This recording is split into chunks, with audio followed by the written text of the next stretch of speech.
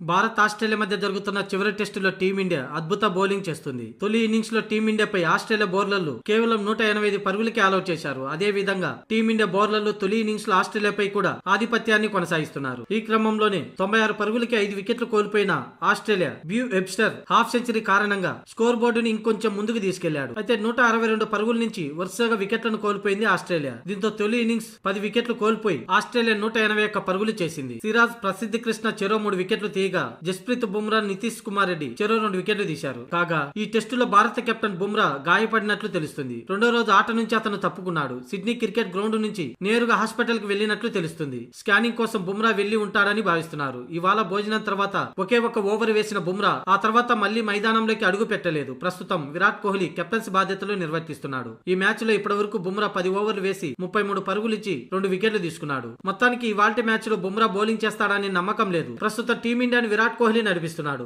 తొలి ఇన్నింగ్స్ లో Australia 181 పరుగులకి all out అయింది.